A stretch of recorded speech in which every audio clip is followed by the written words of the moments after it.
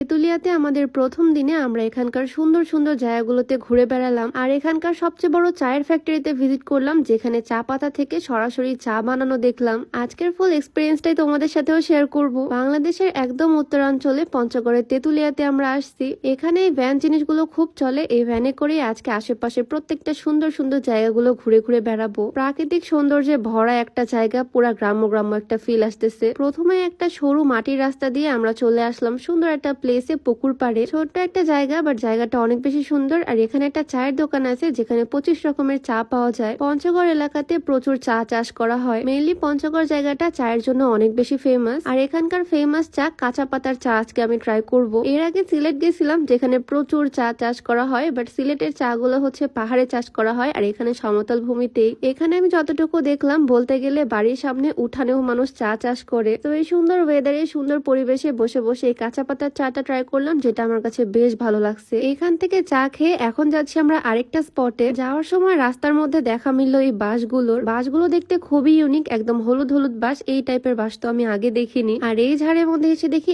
এত মোটা মোটা বাঁশ। ভিডিওতে বোঝা যাচ্ছে কিনা জানি না, বাট দেখো বলতে গেলে প্রায় আমার মতো মোটা। তো এই জায়গাতে বাঁশ খেয়ে, মোটা মোটা বাঁশগুলো দেখে তারপরে এখন আমরা আবার রওনা দিলাম আরেকটা জায়গায় যাব। এটাও আরেকটা ছোট্ট একটা স্পট যেখানে কয়েকটা দোকান আছে। এটা নদীর ধারের একটা এলাকা। নদীটা প্রায় শুকিয়ে গেছে। এই নদীর ওই পাশে যে এলাকাটা দেখতেছো ওইটাই হচ্ছে ইন্ডিয়া। মানে এটা একদম বর্ডার এলাকা। বিকালে বা সন্ধ্যার দিকে এই জায়গাতে টাইম স্পেন্ড করতে ভীষণ ভালো লাগবে। এই জায়গাতে একটু ঘুরে আমরা আবারও রওনা দিলাম। আর রাস্তার মধ্যে দেখা হয়ে গেল আমার একটা কিউট ফ্যানের সাথে। দূর থেকে আমাদের দেখে সে অনেক জোরে জোরে সাইকেল চালিয়ে আমাদের ভ্যানের কাছে আসছে। এগুলোকেই তো বলে ভালোবাসা। আচ্ছা, ভিডিওর মাঝখানে একটু বলে রাখি, তোমরা যারা ওজন কমাতে চাও, মানে একটু স্লিম হতে চাও, তোমরা চাইলে এই স্লিমিং হার্বাল টিটা ট্রাই করতে পারো, যেটা সম্পূর্ণ অর্গানিক হয়। এটাতে কোন রকমের সাইড ইফেক্ট নাই। এটা দেহের ওজন কমানোর পাশাপাশি গ্যাস্ট্রিকের সমস্যাটাকেও দূর করে। এটা ছেলে মেয়ে যে কেউ খেতে পারবে। এই প্রোডাক্টটা তোমরা beauty by Lim Facebook page থেকে পাবা। তাদের পেজটা আমার ডেসক্রিপশনে মেনশন করে দেওয়া থাকবে আর তাদের হোয়াটসঅ্যাপ নাম্বারটা আমার স্ক্রিনে দেওয়া থাকবে। তাদের সাথে যোগাযোগ করে এই প্রোডাক্টটা নিয়ে নিতে পারো। যাই হোক, আশেপাশে সুন্দর সুন্দর জায়গাগুলো ঘুরে ঘুরে বেড়ালাম আর তারপরে ভ্যানে করে চলে আসলাম আমরা এই টি ফ্যাক্টরিতে। বিশাল বড় একটা চায়ের ফ্যাক্টরি এটা, যেখানে এই চায়ের পাতাগুলো তুলে তুলে এনে রাখা হয়েছে। চা তো কম বেশি আমরা সবাই খাই, বাট আমরা কি জানি সবুজ সবুজ চা পাতা থেকে কালো কালো গোল গোল চা পাতাগুলো তৈরি হয় কিভাবে। আজকে সেটা দেখতেই চলে আসলাম ফ্যাক্টরিতে। এই চা পাতাগুলো বাগান থেকে সংগ্রহ করে এনে রাখা হয়েছে এখানে। আর এখন আমি যাচ্ছি ভিতরের দিকে মেইন ফ্যাক্টরিতে। আমরা সকাল সকালে আসছি আর অলরেডি অনেক মানুষজন এই ফ্যাক্টরিতে কাজ করতেছে। সিঁড়ি দিয়ে সরাসরি চলে আসলাম ওপরে।